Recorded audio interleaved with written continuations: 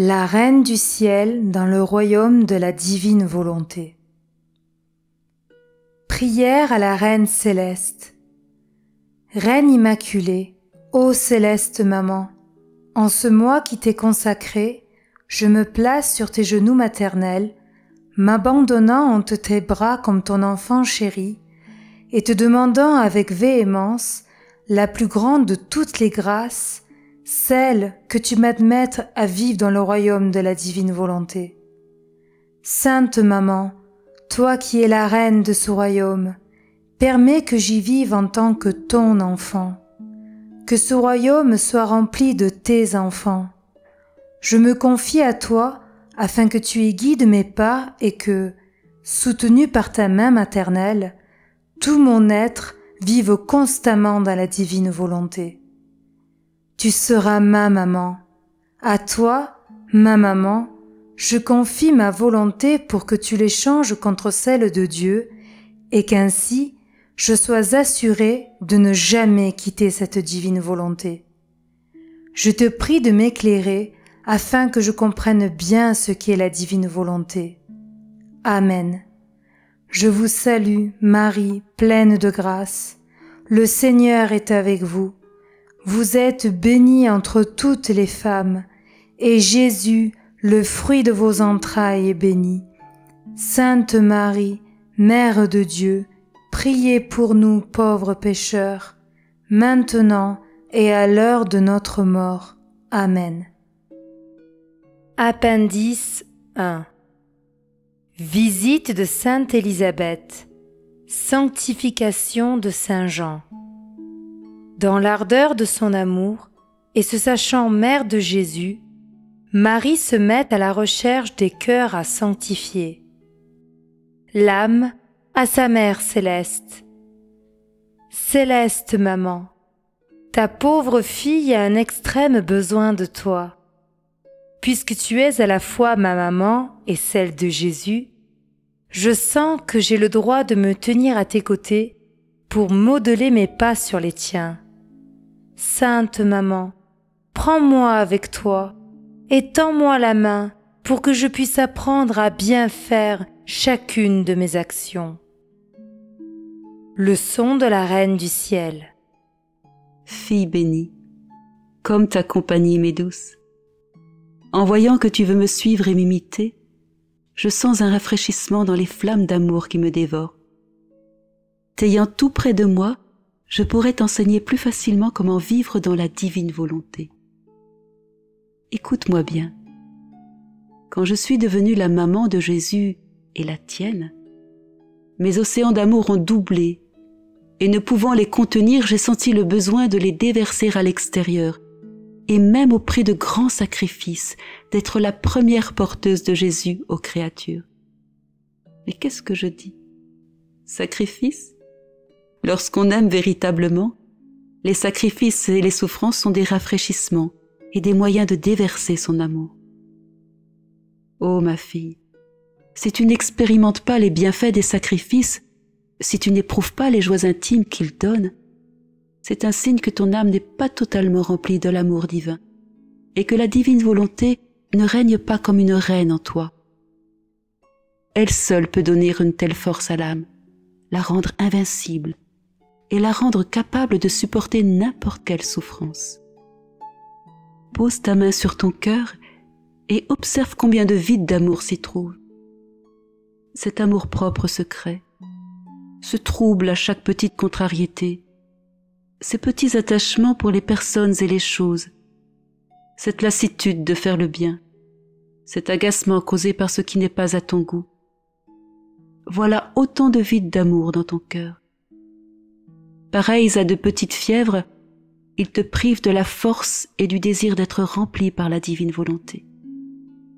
Oh, si tu combles ces vides d'amour, comme tu sentiras toi aussi la vertu rafraîchissante et conquérante des sacrifices. Ma fille, donne-moi ta main et suis-moi pendant que je vais continuer à te donner mes leçons. Accompagnée de Saint Joseph, j'ai quitté Nazareth pour me rendre en Judée, affrontant un long voyage à travers les montagnes pour visiter Élisabeth, qui malgré son âge avancé était miraculeusement devenue maman. Je me rendais chez elle, non pas simplement pour lui rendre visite, mais surtout parce que je brûlais du désir de lui apporter Jésus. La plénitude de grâce, d'amour et de lumière que je ressentais me poussait à porter et à multiplier au centuple la vie de mon fils chez les créatures. Oui, ma fille, l'amour maternel que j'avais pour tous les hommes, et pour toi en particulier, était tellement grand que je sentais l'extrême besoin de donner mon cher Jésus à tous, afin que chacun puisse le posséder et l'aimer. Le statut de mère qui m'avait été accordé par le fiat me conférait le pouvoir de multiplier Jésus autant de fois qu'il y a de créatures désirant le recevoir. C'était le plus grand des miracles que je pouvais accomplir, donner Jésus à qui le désirait. Comme j'étais heureuse et comme j'aimerais que toi aussi, ma fille, en approchant et visitant les gens, tu sois porteuse de Jésus et impatiente de le faire connaître et aimer. Après plusieurs jours de voyage, nous sommes finalement arrivés en Judée où je me suis hâtée vers la maison d'Élisabeth. Elle m'a salué le cœur en fête. Avec les souhaits que je lui ai donnés, un phénomène merveilleux s'est produit. Mon petit Jésus exulta dans mon sein et fixant le petit Jean dans le sein de sa maman avec les rayons de sa divinité, il le sanctifia, lui donna l'usage de sa raison et lui révéla qu'il était le Fils de Dieu. Jean fit un tel soubresaut d'amour et de joie qu'Élisabeth en fut secouée. Touchée par la lumière de la divinité de mon fils, elle comprit elle aussi que j'étais devenue la mère de Dieu. Et dans l'ardeur de son amour, pleine de reconnaissance, elle s'exclama : « D'où me vient cet honneur que la mère de mon Seigneur vienne me visiter ?» Je ne niais pas ce très grand mystère. Au contraire, je le confirmais humblement en exaltant Dieu par le sublime cantique du Magnificat que l'Église utilise encore pour m'honorer. Par ce cantique, je disais que le Seigneur avait fait de grandes choses en moi, sa servante, et que tous les âges allaient me dire bienheureuse. Ma fille, je me sentais dévorée par le désir de répandre les flammes d'amour qui me consumaient, de révéler mon secret à Élisabeth qui désirait ardemment elle aussi la venue du Messie. Un secret est un besoin du cœur que l'on révèle irrésistiblement aux personnes capables de nous comprendre. Qui pourrait dire tout le bien que ma visite apporta à Élisabeth, à Jean et à toute leur maison? Chacun fut sanctifié, connut des joies inhabituelles et comprit des choses extraordinaires. Jean reçut toutes les grâces nécessaires pour le préparer à devenir le précurseur de mon fils. Ma chère fille, la divine volonté accomplit des choses extraordinaires partout où elle règne. Si je fis plusieurs prodiges, c'était parce que la divine volonté avait sa place royale en moi. Toi aussi, si tu laisses la divine volonté régner dans ton âme, tu deviendras porteuse de Jésus aux créatures. Tu sentiras le besoin irrésistible de le donner à tous. L'âme. Sainte Maman, comment te remercier pour tes magnifiques leçons?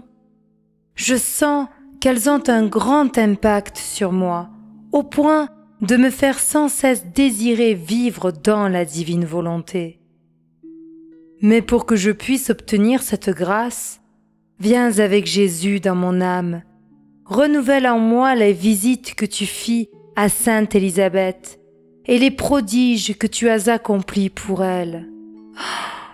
Oui, douce maman, apporte-moi Jésus, sanctifie-moi. Avec Jésus, je saurai comment accomplir sa très sainte volonté. Petite pratique.